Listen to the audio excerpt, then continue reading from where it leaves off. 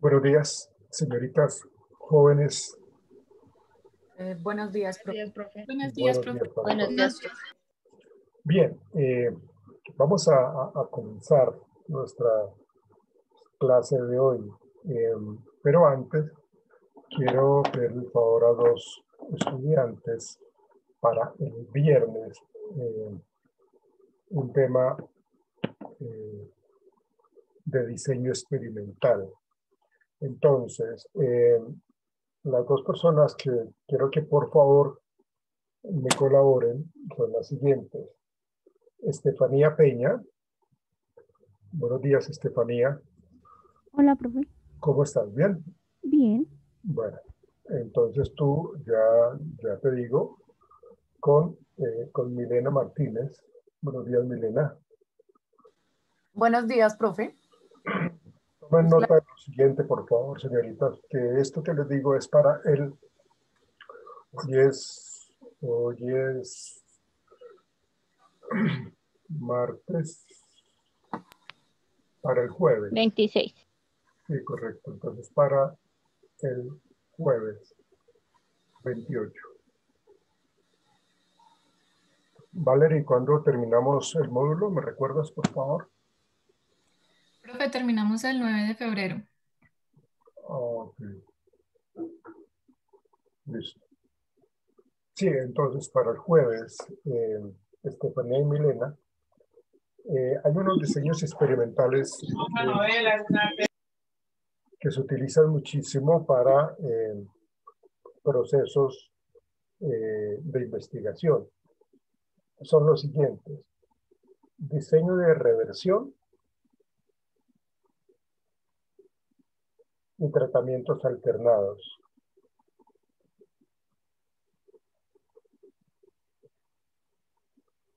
Profe, ¿tratamientos qué?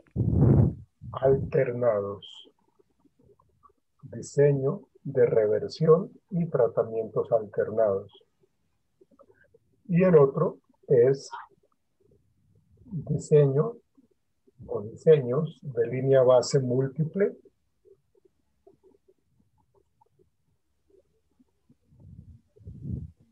y criterios cambiantes. Esos dos. Entonces, lo que yo quiero que ustedes hagan, Estefanía y Milena, es que miren cómo en algunos tratamientos que se hacen, cómo se emplean esos diseños. Estos diseños se utilizan mucho en la parte educativa. Entonces, investiguen al respecto y hagan una explicación, por favor, de esos dos diseños, pues lógicamente pues aterrizados en tratamientos para la modificación de la conducta. Listo, sí, señor. Gracias, Para, profe. Para el jueves. el 28 de enero. Sí, señor. Gracias. Listo, profe.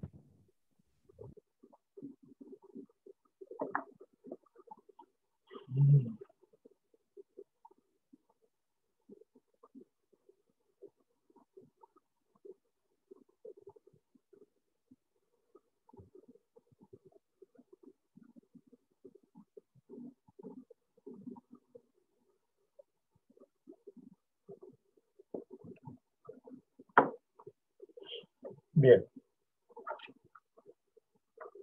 Entonces vamos a darle paso a Margarita y a Paola Guerrero para que expongan el tema que tenían para hoy, por favor.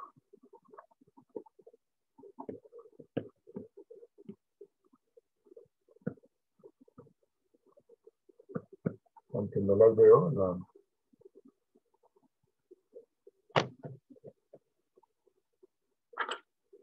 Margarita Fuentes y Paola Guerrero. ¿Tú sabes algo de ella, Valerie? Profe, no asistió a la primera clase, pero le escribí. Y de Paola, ella también ya se conectó en la anterior clase. Ya les escribo, profe. Sí, por favor.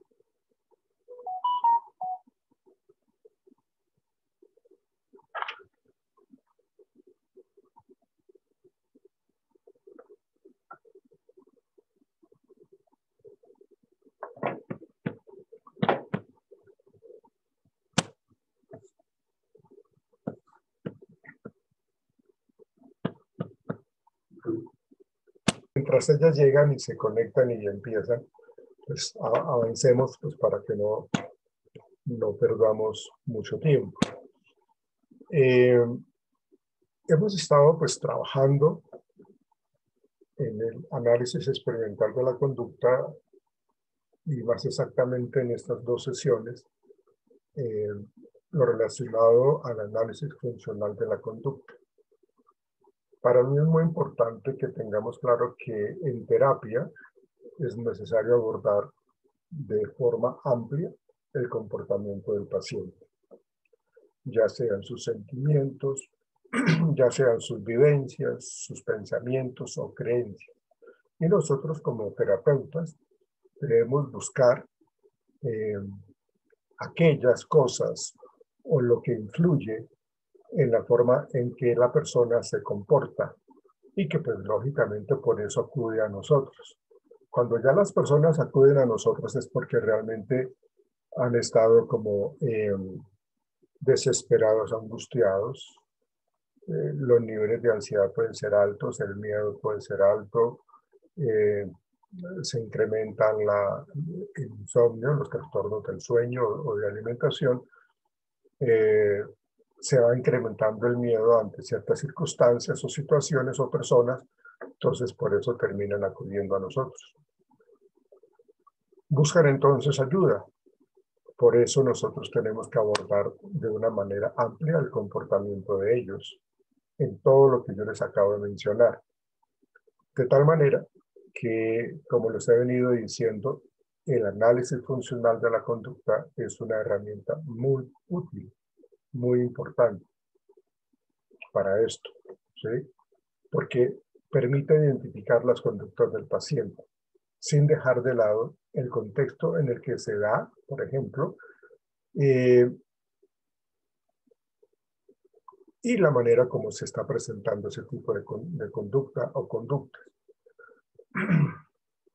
Se trata inclusive de un análisis fundamental a la hora de planear y dirigir la terapia, ¿sí? O los procesos de psicoeducación. Muchas veces nosotros como terapeutas lo que hacemos es educar nuevamente a las personas, ¿sí? Como decirle, mire, lo que usted está haciendo mal es esto, lo que usted está fallando es esto, entonces lo que tenemos que hacer es corregir, entonces vamos a generar procesos de aprendizaje nuevos, ¿sí? Entonces, en ese análisis funcional de la conducta, las personas que acuden a terapia pueden presentar una serie de comportamientos diferentes originados por múltiples causas. Entonces, si yo no reconozco o identifico esa conducta blanco, que yo llamo como la más importante jerárquicamente, entonces esa información que yo obtenga en la evaluación conductual se puede perder. Pues fíjense que van muy de la mano la evaluación conductual y el análisis funcional, ¿sí? En última, el análisis funcional me permite a mí organizar la información importante del paciente. En este análisis se tienen en cuenta las relaciones sociales de la persona. Uno siempre tiene que evaluar las áreas de ajuste, siempre. Las conductas problemáticas y los acontecimientos que han adquirido importancia en el origen y el mantenimiento del problema. Entonces, fíjense cómo en este análisis funcional de la conducta logramos encontrar las alternativas del manejo del problema, ¿sí?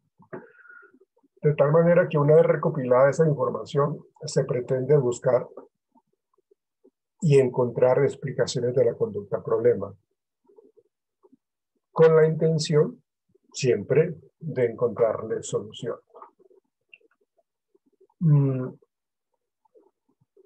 ¿Qué tenemos que entender nosotros acá? Tenemos que entender por encima de todo qué se debe encontrar en el comportamiento.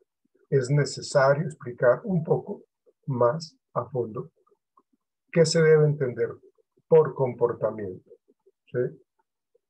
Si nosotros operacionalizamos la palabra comportamiento, hacemos referencia a todo lo que hacemos nosotros, toda la manera como nos comportamos, toda la manera que actuamos ante circunstancias particulares. Esto incluye las conductas observables como las encubiertas del paciente. No únicamente se tienen en cuenta las acciones físicas que tiene la persona. Acuérdese que el comportamiento encubierto como el pensamiento también hay que evaluarlo, ¿sí? Esas conductas encubiertas son supremamente importantes y válidas para tener en cuenta, ¿sí?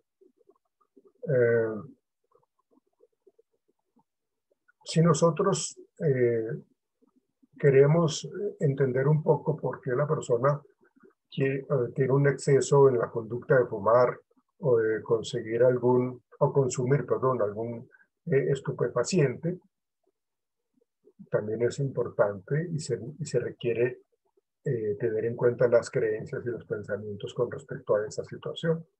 No es solamente la conducta física como tal del consumo, sino qué hay en ese proceso interno que tiene el paciente, ¿sí?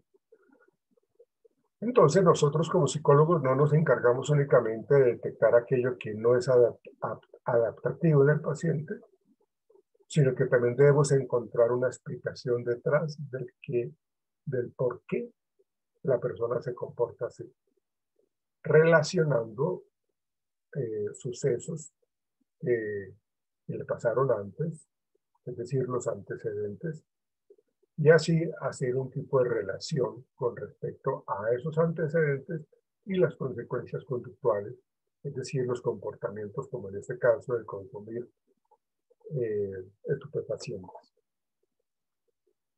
De tal manera que al realizar el análisis funcional de la conducta es necesario hallar las relaciones que hay entre lo vivido por la persona y el comportamiento actual. Fíjense que siempre estamos como muy de la mano de las experiencias vividas por la persona y cómo eso influyó o ha influido actualmente en la persona. ¿Sí, Valerie? Profe, una duda. Bueno, la primera es que ya Margarita me contestó, ya se va a Gracias. conectar, que está entrando a clase y Paola no puede asistir por temas laborales, entonces se excusa, creo que ya le envió la respectiva Sí. soporte. Y la otra, Ah, profe, pues para confirmar, porque hay algunos compañeros que me están preguntando en este momento el espacio del parcial, entonces como tal, ahorita va a ser clase normal, igual el archivo se sube hasta las 2 de la tarde que tiene plazo, ¿cierto? sí, claro. El parcial simplemente tenían que ustedes que subirlo, ¿no? Sí, señor. Con base en lo que hemos venido trabajando y ya se pasa a calificar, ¿sí? O sea, el parcial ya está hecho, el parcial ya está hecho, el parcial ustedes ya lo resolvieron, simplemente tienen que colgarlo en la plataforma, ¿sí? Y bueno, pues espere, con respecto a las dos señoritas que tenían que exponer o que tienen que exponer, pues, ¿quién dices tú que no puede asistir, Paola? Hola Guerrero, profe, sí, por Sí, temas laborales.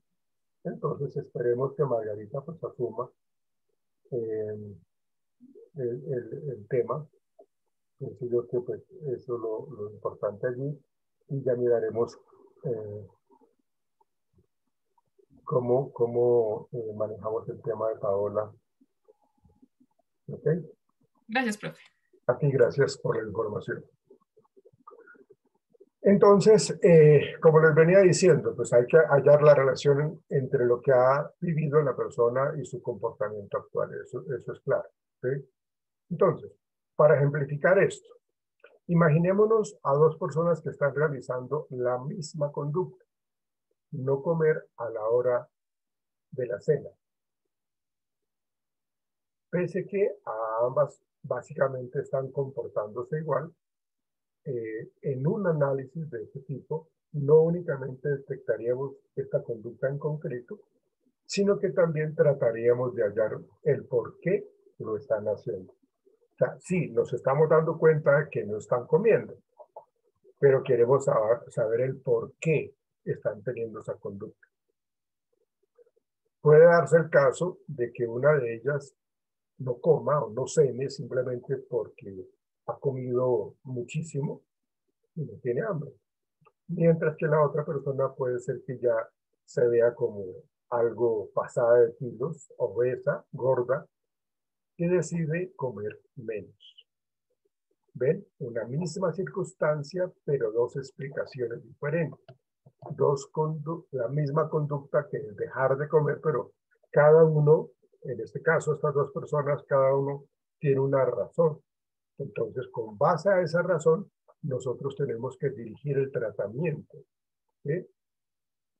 Los aspectos que cumplen los análisis funcionales de la conducta son identificar antecedentes y consecuencias de la conducta, identificar las variables que influyen en la persona,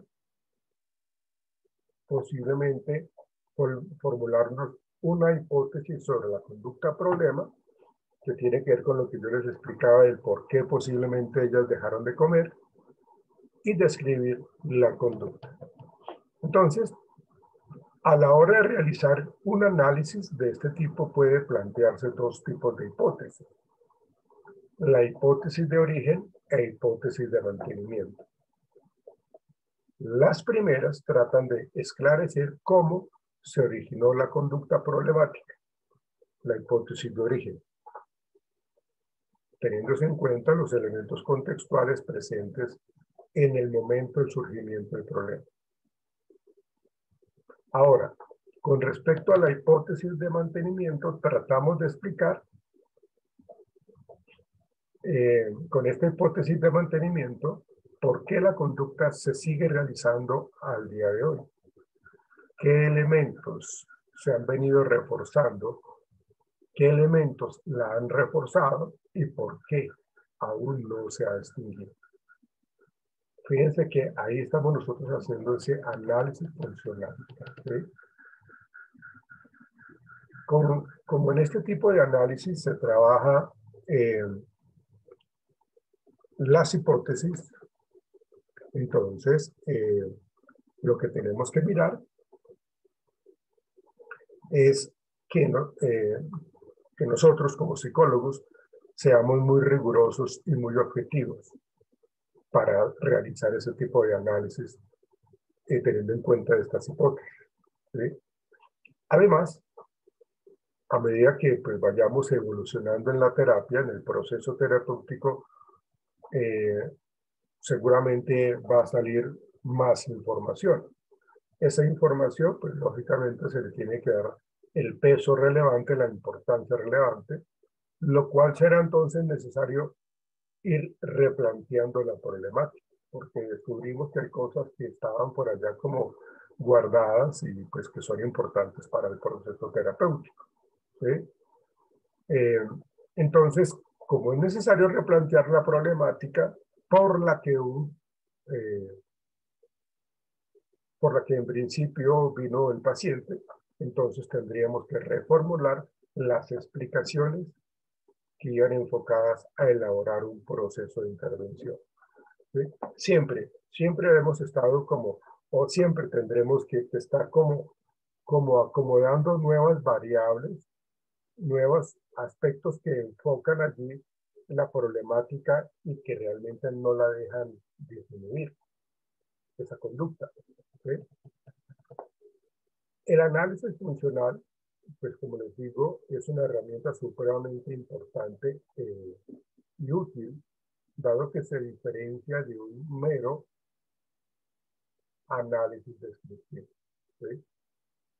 Necesitamos cumplir con ciertas características en el análisis funcional. Primero, ese análisis funcional de la conducta, pues como su nombre lo indica, es funcional. Es supremamente importante tenerlo en cuenta así. Es funcional. Lo que se suele hacer es identificar y describir las conductas. Esto se hace con una intención funcional, es decir, cómo es que funciona la conducta problema del paciente. Se pretende entonces con esta funcionalidad de esta herramienta que tenemos, Se pretende es recopilar información para explicar el problema y elaborar un plan de acción terapéutico o educativo. Por eso es funcional, ¿sí? Aquí no estamos estudiando elementos estáticos, sino sucesos y acciones que pueden ser ubicados en periodos de tiempo. Otra característica del análisis funcional de la conducta, aparte de que es funcional, como segundo aspecto interesante e importante, es de que se presenta en el presente, ¿sí? Claro, lógicamente nos basamos también en el pasado, en antecedentes, pero nos estamos centrando en cómo está actuando la persona, ¿sí? Tener en cuenta los antecedentes personales es un aspecto importante. No lo dejamos de lado. No obstante, nosotros debemos centrarnos en cómo se comporta el paciente hoy, ¿sí? ¿Cómo es el comportamiento ahora? Tercer aspecto importante o tercera característica del análisis funcional de la conducta sería estudiar las relaciones. Cuando hablamos de que el análisis funcional de la conducta estudia las relaciones, nos basamos en fijarnos en cómo las relaciones entre eventos conductuales, es decir, conductas emitidas por el sujeto, por la persona, y eventos ambientales que ocurren a su alrededor. Entonces, siempre estamos buscando los factores generadores de conductas problemas, ¿sí? Aunque también debemos mirar relaciones entre las conductas funcionales y adecuadas y esos eventos ambientales. O sea, no es que solamente nos fijemos en identificar las conductas problemas, no, también podemos tener como la certeza de que hay unos eventos ambientales y unas conductas, unas respondientes mucho más adaptativas y funcionales, muy buenas. ¿Para qué? Pues para que esas no se pierdan y por el contrario, se incrementen o se mantengan por lo menos. Y lo otro es de que la persona nos reporte pues como toda esa significancia de esos comportamientos adecuados. Eso lleva entonces a que no solamente veamos esas relaciones de conductas problemáticas, sino también relaciones de conductas muy funcionales. Con base en esto, nos damos cuenta de que no solamente se centra en el individuo, sino que ve pues a la persona como una parte de la realidad totalmente interactuante con su entorno, ¿sí? Adquieren ¿cómo les diría yo? Una especial importancia aquellas conductas que interfieren de manera significativa en el bienestar de la persona, ¿sí? Por lo cual será necesario enfocar la terapia hacia esa resolución de esos comportamientos. Como les digo, sin dejar de lado las conductas funcionales. Cuarta característica del análisis funcional de la conducta es muy dinámico. Esa característica importante del dinamismo. ¿Qué nos quiere decir esto?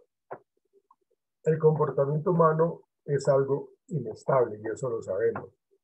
¿Sí? Nosotros ahorita estamos muy contentos, nos sucede algo y esa respuesta de alegría, de felicidad, se va a pique porque algo sucedió, entonces cambiamos, ¿sí?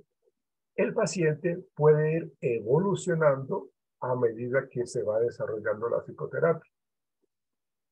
Pero tenemos que tener algo claro y es de que nosotros no le vamos, es decir, no le vamos a evitar a la persona que tenga más adelante situaciones conflictivas o situaciones problemáticas o contextos problemáticos.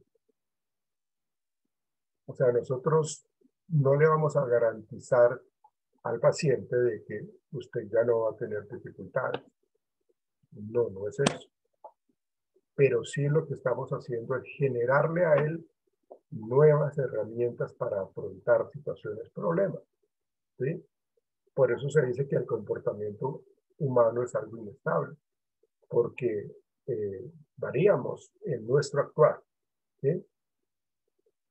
Puede darse el caso, por ejemplo, de que el propio paciente no diera en un principio toda la información necesaria para entender su malestar psicológico, o porque le da pena, o porque considera que se le va a cuestionar. Entonces hay que estar constantemente indagándole a la persona sus esquemas de pensamiento, sus miedos, sus temores, ¿sí? Es por ello que el terapeuta debe ser consciente de que la hipótesis planteada en un principio puede ser refutada y que debemos revalorarla, ¿sí? Con base en una nueva información, ¿sí? Entonces, en la medida que eso va pasando, pues nosotros tenemos que estar generando como nuevas, nuevas estrategias de afrontamiento para que la persona pues pueda tener una vida sana o una mejor calidad de vida, que sea capaz de enfrentarse a situaciones problemáticas. Pero si la persona se guarda información permanentemente, seguramente esto no nos va a ayudar para favorecer el proceso terapéutico. En últimas, no sería culpa de nosotros, sino que es culpa precisamente del paciente que se guarda mucha información y que mucha de esa información es importante.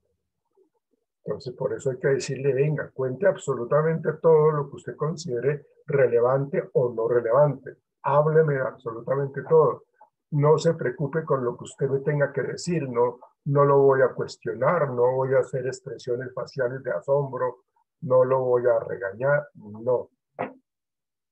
Y acuérdese de que lo que usted me está contando a mí, acá en consulta, es totalmente confidencial. Entonces, relájese y exprese absolutamente todo. Solamente así podremos tener un proceso terapéutico mucho más funcional, mucho más adecuado, ¿sí? Y el análisis funcional como quinta característica es ideográfico. Es ideográfico. Quiere decir esto de que cada persona es diferente con respecto a su personalidad, con respecto a su comportamiento, con respecto a su cultura, con respecto a su espacio geográfico, con respecto a sus vivencias, ¿sí? Entonces, tras analizar las conductas, solo se pueden llegar a explicar el porqué del comportamiento de la persona analizada, ¿sí? Y es claro esto porque, pues, dado que esta persona está vinculada a una cadena de eventos únicos e irrepetibles, los cuales hacen parte de esa historia de aprendizaje. Entonces, es decir, que lo descubierto en una persona es difícilmente generalizable. El que una persona responda de cierta manera y que le sea funcional no quiere decir de que esa manera de responder le va a servir a otra persona o a otro grupo de personas. Es difícilmente generalizable a todo el resto de la población. Eso serían algunas de las características de lo que plantea el análisis funcional de la conducta, ¿sí? No sé si ustedes tengan alguna pregunta, alguna duda o quieran hacer algún comentario. Los escucho. Sí, profe, lo que pasa es que no alcancé a copiar bien la hipótesis de mantenimiento. Su merced estaba explicando que es como tratar de explicar por qué la conducta se sigue realizando al día de hoy y qué elementos se tienen en cuenta. Sí, lo que nosotros necesitamos saber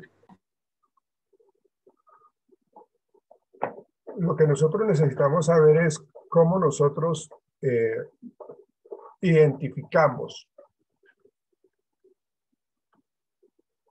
las hipótesis de cómo se mantiene una conducta, ¿sí? Yo les había hablado ahorita de esos dos tipos de hipótesis, ¿sí? En donde una de ellas es esa hipótesis de mantenimiento. Nosotros, cuando lanzamos una hipótesis, estamos diciendo, consideramos de que esta relación entre estímulo y conducta hace de que se mantenga esa conducta problemática, ¿sí? Entonces, lo que vamos a hacer nosotros es pensar si esto es cierto o es falso. Esa sería la hipótesis de mantenimiento. La hipótesis de mantenimiento trata de explicar por qué la conducta se sigue realizando al día de hoy. ¿Qué elementos la están reforzando y por qué aún se mantiene, no se ha extinguido? ¿Sí? Sabemos con la hipótesis de origen qué fue lo que la desencadenó. ¿Sí? Tratan de establecer la conducta problemática. Pero la hipótesis de mantenimiento es lo que nos permite es analizar por qué la conducta se sigue presentando al día de hoy. ¿Sí? Entonces descubrimos de que hay una situación particular allí que hace que se mantenga. Ah, bueno, es que mire, esta situación, esta persona, este ambiente, este aroma, mantiene esa conducta. Entonces tenemos que generar el proceso terapéutico para poder generar ese cambio. Pero tenemos que identificar no solamente lo que antecede, sino lo que mantiene también, lo que está reforzando el que se dé aún todavía esa conducta problema, ¿sí? Por eso, cuando yo comencé a explicar este análisis funcional de la conducta, lo que yo les dije a ustedes es que la persona viene a consultarnos a nosotros porque siente que ya no puede más. Viene a comentarnos su problemática, viene a comentarnos qué es lo que está viviendo y qué es lo que está sintiendo. Entonces, eso lleva a que nosotros debamos prestarle mucha atención a esos dos tipos de hipótesis, al de origen y al de mantenimiento. Y decirle al paciente, bueno, listo, yo ya descubrí, ya identifiqué qué es lo que está generando su conducta problema. Muchas veces ellos lo que tienen es como en su esquema de pensamiento muchos temores, muchos nervios, magnifican la cosa, ¿sí? Magnifican la problemática, magnifican todo. Entonces uno como terapeuta tiene que alivianar un poco eso, tiene que minimizar un poco pues toda esa tensión y generarle un poco de tranquilidad. Entonces yo cuando ya identifico la hipótesis de mantenimiento y la hipótesis de origen, yo le digo, mire, lo que posiblemente está causando su conducta problema es esto y esto y esto. Pero no se preocupe que no es tan complicada la situación. Si hacemos un proceso terapéutico de cambio, de adquisición de herramientas conductuales, de nuevo repertorio de conductas, entonces seguramente usted va a poder afrontar esto. Usted va a poder sentirse mucho mejor, ¿sí? ¿Qué logro con esto? Primero, enganchar al paciente. Enganchar es que no se me vaya, es decir, que no vuelva a las consultas, ¿sí? Porque si yo le muestro un proceso terapéutico desordenado, que no está estructurado, pues el paciente se va a desmotivar y no va a querer volver.